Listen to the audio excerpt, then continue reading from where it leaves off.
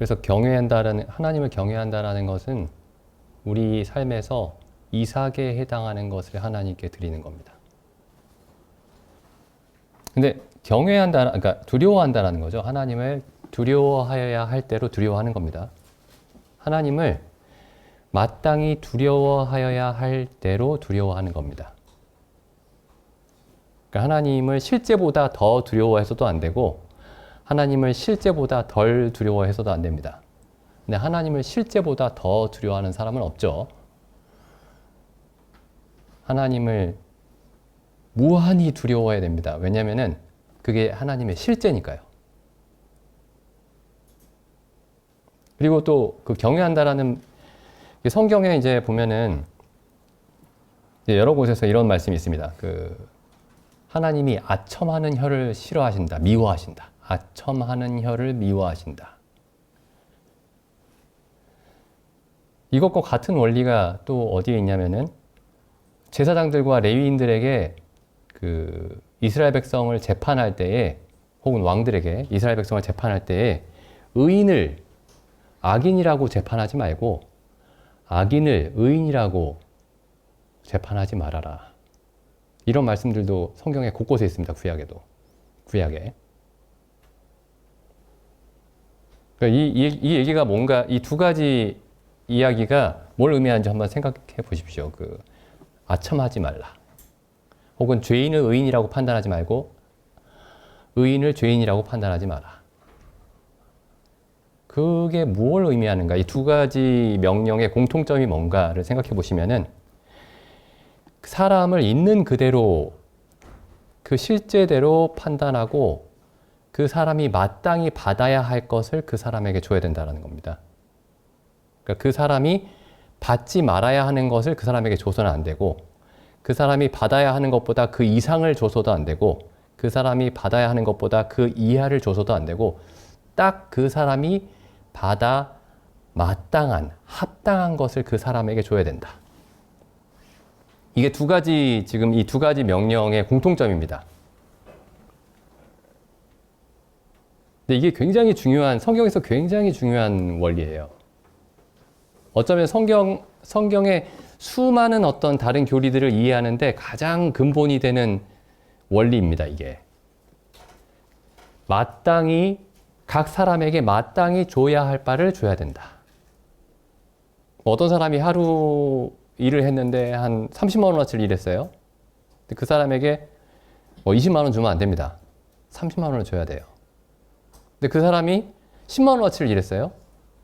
30만 원 주면 안 됩니다. 10만 원을 줘야 돼요. 창세기 22장에서 일어나고 있는 일이 이 원리가 적용이 됩니다.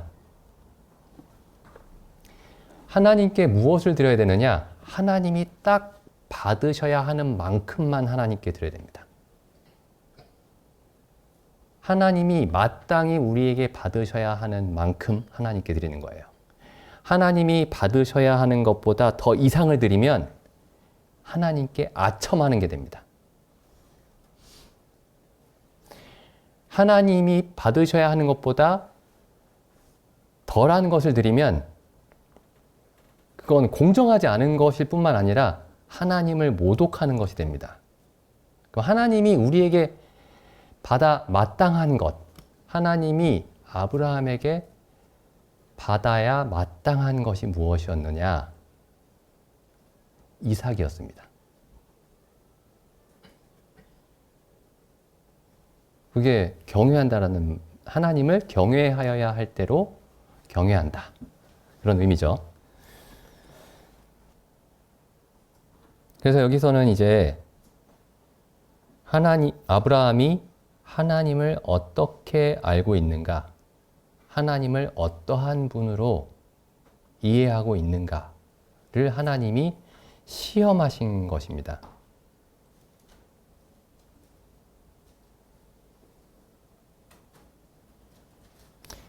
근데 여기 또 22장에서 일어나고 있는 일이 이제 또 생각해 보시면은 이 아브라함도 하나님의 것이죠. 아브라함의 생명과 아브라함의 모든 삶 전체가 하나님의 것이었습니다. 하나님이 아브라함을 태어나게 하셨죠. 하나님이 아브라함을 자라게 하셨죠. 아브라함이 자라나는 동안 모든 필요한 것들을 주셨습니다. 생명과 호흡과 그 사도행전에 나와 있는 표현들을 하면은 생명과 호흡과 만물을 끊임없이 주셨죠. 그러니까 아브라함의 모든 것이 아브라함 자신을 포함해서 아브라함이 가진 모든 것이 하나님의 것이었습니다. 그리고 이 이삭은 그 사실을 더욱더 아주 극단적으로 표현하는 그런 사람이었죠. 이 이삭이.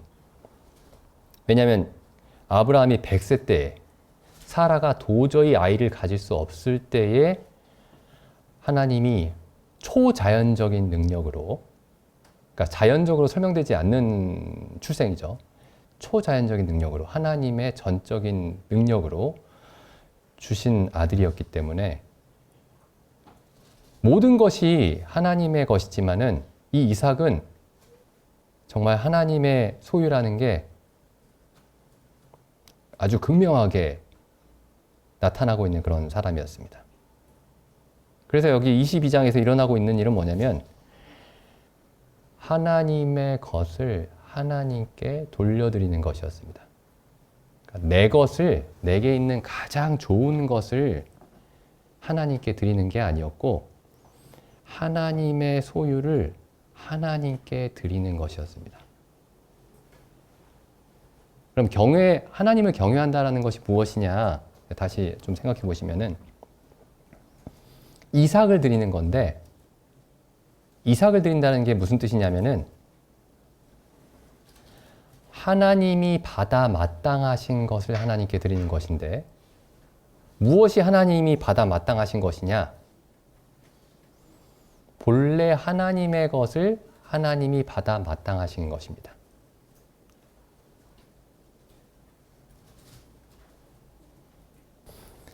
그 다음에 22장 1절에 이런 말씀이 있죠.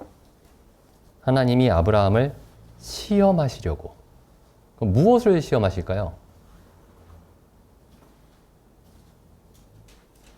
내가 모든 것의 주인인지 그가 알고 있는지, 참으로 알고 있는지 그것을 시험하시겠다라는 겁니다. 이 시험이 아브라함의 생애에 가장 어려운 순간이었죠. 이 시험의 순간이. 동시에 이 순간이 아브라함의 생애의 정점입니다. 클라이막스예요. 이 이삭을 하나님께 드렸는데, 번제로 드리려고 했는데 하나님이 막으셨죠. 그러니까 죽었다가 살아난 아들입니다. 이 아들이. 히브리서 11장에서는 그렇게 얘기하고 있죠. 비유컨대 죽은 자 가운데서 다시 받은 것이라. 그래서 이 하나님이 아브라함의 후손을 통해서 그의 후손들을 하늘의 별과 같이 바다의 모래같이 많게 해주시겠다고 말씀하셨는데, 이 이삭을 통해서 그 약속을 확증하신 겁니다. 어떻게 확증하셨느냐? 아브라함의 후손은 죽음을 이기고 일어난 후손입니다. 세상에서 가장 무서운 힘이 죽음입니다. 가장 두려운 존재가, 하나님을 제외하고. 근데 이 이삭은 사망을 이기고 일어난 사람입니다. 그러니까 지금 이 창세기 22장이 아브라함에게 가장 고통스러운 순간이었겠지만 동시에 아브라함의 생애의 최고의 순간으로 결론이 나는 겁니다. 그러고 나서 바로 24장에 보시면은 이제 바로 23장에 이제 아브라함의 아내 사라가, 이삭을 낳았던 사라가 이제 수명이 다해서 이제 하나님께로 돌아가고, 24장에 보시면은 1절에 이렇게 시작하죠. 아브라함이 나이 많아 늙었고 여호와께서 그의 모든 일에 복을 주셨더라. 이 사람의 인생 최고의 순간이 언제부터 시작됐는가? 이삭을 하나님께 번제로 드리는 그때부터 시작이 됐습니다. 근데 저는 이제 그 성경을 볼 때마다 이런 22장 1절 같은 표현을 보면은 뭐 지금도 그런 생각을 합니다. 아, 왜 시험하실까? 근데 이게 아브라함에게 이런 시험이 일어났다면은 아브라함이 믿음의 조상이죠. 그럼 모든 믿는 사람에게 하나님이 이 시험을 하십니다. 똑같은 시험을. 여기 마태복음 말씀 한번 보겠습니다. 아까 선생님 읽으신 말씀인데, 그러니까 형제님 읽으실 때 이 말씀이 좀 눈에 띄던데, 그 마태복음 4장 1절에 그때에 예수께서 성령에게 이끌리어, 좋은 말씀이죠. 성령에게 이끌리어. 근데 그 다음에 이 말씀이 이어집니다. 마귀에게 시험을 받으러 광야에 가사. 아니, 성령에게 이끌리는데 왜 마귀에게 시험을 받습니까? 자, 그럼 이거 시험하는 자가 누구죠? 잘 보십시오. 시험하는 자가 누군지. 마귀죠. 예. 처음엔 마귀예요. 마귀인데 결국에 성령이 시험하십니다. 하나님이. 마귀를 사용해서 하나님이 시험하십니다.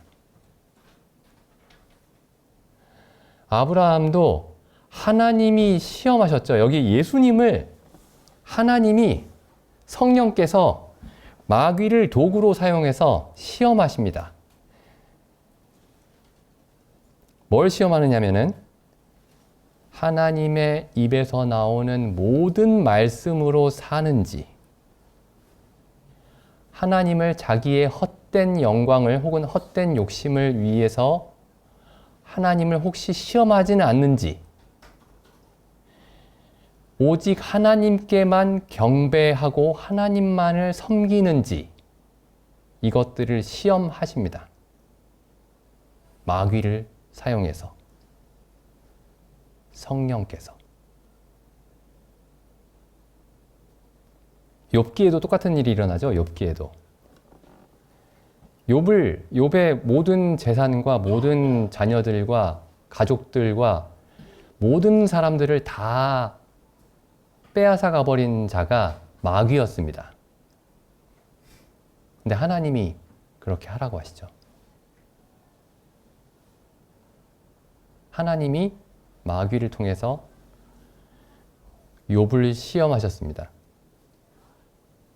그 시험이 없었으면 좋겠는데 아브라함에게도 시험이 있었고 예수님도 시험을 받으셨고 욥도 시험을 받았고 시험이 없는 사람이 없으니 나는 예외가 아닐까 이렇게 생각하면 안 될 것 같습니다. 그래서 성령께서 사람을 이끄실 때 어떻게 이끄시는가? 모든 시험을 다 피하도록 이끄시지 않고 시험 가운데로 이끌어 가십니다. 계속 시험을 하시진 않아요. 여기 예수님이 계속 시험 받으신 건 아니죠. 계속 시험 받으신 건 아닙니다. 여기 누가복음에 보면은 이제 이런 말씀이 있죠. 누가복음 4장에 보면은 똑같은 예수님이 시험을 받으시는 장면이 있는데 누가복음 4장 13절에 이렇게 기록이 되어 있습니다. 마귀가 모든 시험을 다 한 후에 영영 떠났다. 이렇게 되어 있으면 참 좋았을 텐데 모든 시험을 다 한 후에 얼마 동안 떠나니라. 시험을 하러 왔다가 잠시 떠났다가 시험을 하러 왔다가 잠시 떠났다가 그렇게 하는 거죠. 마지막에 시험한 곳이 십자가였습니다. 잘 아시듯이 십자가에서 사람들이 얘기하죠. 내가 하나님의 아들이거든. 아까 마귀가 여기서 예수님을 시험할 때 마귀가 했던 얘기가 똑같습니다. 내가 하나님의 아들이거든 이 돌을 들어 떡덩이가 되게 하라. 십자가에서는 사람들을 통해서 이렇게 시험을 합니다. 내가 하나님의 아들이거든 십자가에서 내려오라. 내가 하나님의 아들이거든 너와 우리를 구원하라. 강도들이 그렇게 얘기했죠.